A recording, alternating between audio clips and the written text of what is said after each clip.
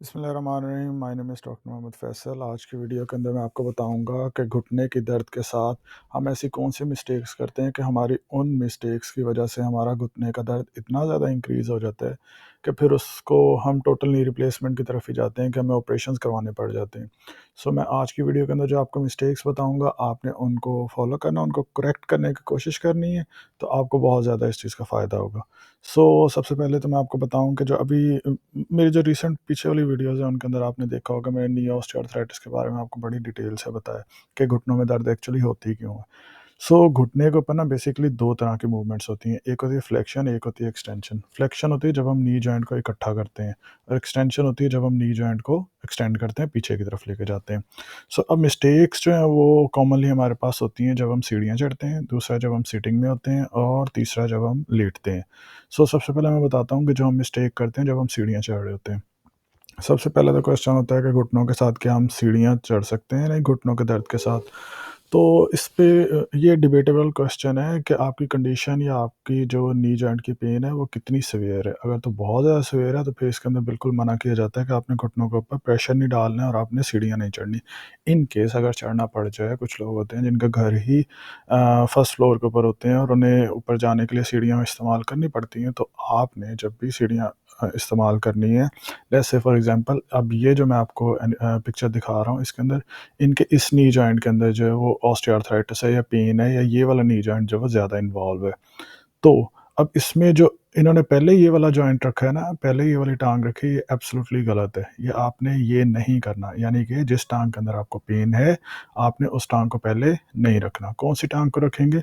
जो हमारी टाँग बिल्कुल ठीक है, इसको आपने पहले रखना है। जब आप इसको पहले रखेंगे, आपकी पूरी बॉडी का वेट आएगा इस टाँग के ऊपर, फिर आपने आराम से इस टाँग को उठाना है और ऊपर रख लेना है, उसी एक सीढ़ी के ऊपर। यानी एक सीढ़ी के ऊपर दोनों टाँगें रखनी है। पहले कौन-सी रखेंगे? जो हमारी सही टाँग है। इस पिक्चर से भी इसको समझने की कोशिश करते हैं। ये जो जिसके ऊपर हाथ रखा हुआ है, जिस नी जॉइंट के ऊपर, ये हमारी अफेक्टेड नी जॉइंट है। इसको आगे रखा हुआ है, ये बिल्कुल गलत है। जो जिनको भी नी पेन होती है, ये सबसे बड़ी मिस्टेक करते हैं।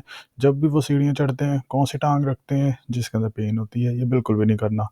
आपकी जो टाँग ठीक है, उसको पहले रखना है, उस पे पूरी बॉडी का वज़न आएगा, वो आपको उठा के आगे लेके आएगी, साथ में आपकी टाँग भी सीधी-सीधी साथ ऊपर आ जाएगी।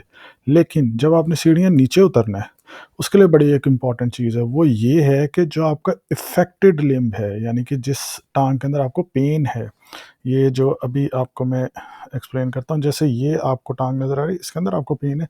जब आपने सीढ़ियाँ नीचे उतरनी है, तो आपने पहले इसको नीचे रखना है। जब आप इसको नीचे रखेंगे, तो इससे ये होगा कि आपकी टाँग जो है ये स्ट्रेट रहेगी, ये सीधी रहेगी, आपके प्रेशर नहीं आएगा। नीचे उतरते हुए जो अफ़ेक्टेड लिम्ब है, इसको पहले रखना है, और जब आपने ऊपर चढ़ना है, तो जो आपकी सही टाँग है, उसको पहले वहाँ पे रखना है, ताकि उसके ऊपर जब भी वेट आए, तो फिर दूसरी टाँग जो है आराम से ऊपर चली जाए। ये तो था जब हम स्टेयर क्लाइंबिंग करते हैं, हम कौन-सी मिस्टेक करते हैं। दूसरी हमारे पास मिस्टेक है जो कि हम सिटिंग में करते हैं। देखें, हमने मोस्टली इसके अंदर होता है फ्लेक्शन को अवॉइड करना होता है, यानी कि घुटने को मोड़ने को अवॉइड करना होता है। अभी इसके अंदर पिक्चर के अंदर आप देख रहे हैं ना, तो ये अभी बैठे हैं, तो आपने देखें घुटना पूरा मुड़ा हुआ है, पाँव अंदर की तरफ गया हुआ है, ये बिल्कुल भी नहीं करना। जब आप ये करके यकदम उठेंगे ना और आपकी टाँग बिल्कुल सीधी होगी, तो आपको वो पेन होगी कि आप बहुत ज़्यादा सीवियर आपको पेन होगी। और मोस्टली जब हम लोग गाड़ियों में बैठे हुए होते हैं ना काफ़ी देर के लिए, तो हम इस तरह से टाँग इकट्ठी करके बैठते हैं। कोशिश किया करेंगे गाड़ी से जब खड़े होने लगें, अपनी टाँग को थोड़ा-सा सीधा कर लिया करें, मूवमेंट करके उसके बाद खड़े हुआ करें। बेसिकली जब भी आपने चेयर पे बैठना है, ऐसे नहीं बैठना, आपने ऐसे बैठना है, अपनी टाँगों को बिल्कुल आगे की तरफ सीधा करके, हो सके तो एक्सटेंशन में रख के, यानी कि सीधी रखें, फ्लेक्स ना करें। जितना फ्लेक्स करेंगे जब आप खड़े होंगे, तो फिर आपको बहुत शदीद पेन होगी। ये है हमारी सेकंड मिस्टेक, जो कि हम सिटिंग पोज़ीशन में करते हैं। हमारे पास थर्ड मिस्टेक है जो कि हम लाइंग पोज़ीशन में करते हैं। हमारा सबसे बड़ा प्रॉब्लम होता है कि जब हम लेटते हैं, तो हम अपनी नीज़ जॉइंट को, अब अच्छा नी जॉइंट में ना हमेशा पेन मोस्टली मीडियल साइड्स के ऊपर ज़्यादा होती है, ख़ास तौर पे ऑस्टियोआर्थराइटिस के अंदर, यानी जो हमारी नी की अंदर वाली साइड है। तो अब होता ये है कि हम जब लेटे हुए होते हैं करवट में ख़ास तौर के ऊपर, तो हम अपनी मीडियल साइड को या तो बेड के साथ लगा के रखते हैं, दोनों साइड्स की यानी दोनों टाँगों की मीडियल साइड को आपस में जोड़ देते हैं। इसकी वजह से ये होता है कि सारी रात ये एक-दूसरे के साथ चिपके रहते हैं या फिर लगे रहते हैं, जिसकी वजह से फिर पेन हमें होती है जब हम सो के उठते हैं। तो आपने करना क्या है? आपने करना ये है कि यहाँ पे आपने रखा है पिलो अपनी इस नी जॉइंट के नीचे। आपने दोनों नी जॉइंट के बीच में जब अपना पिलो रखना है, तो पिलो रखने से ये फ़ायदा होगा कि आपके नी जॉइंट प्रॉपर्ली स्टेबल हो जाएँगे, जिससे आपको फिर पेन नहीं होगी जब आप खड़े होंगे सो के उठ के। इसको मैं और थोड़ा-सा डिटेल से एक्सप्लेन करता हूँ। कि लाइक आपने इस पोजीशन के अंदर पिलो को प्लेस करना है नी जॉइंट के लिए, ये आपको बहुत फ़ायदा देगी। लेकिन मैंने अक्सर पेशेंट्स को क्लिनिक पे भी देखा है जो क्या क्या बताते हैं कि हमें तो नींद ही तब आती है जब हम अपने घुटनों के नीचे जो वो पिलो रख लें, तो हमें बड़ा सुकून आता है।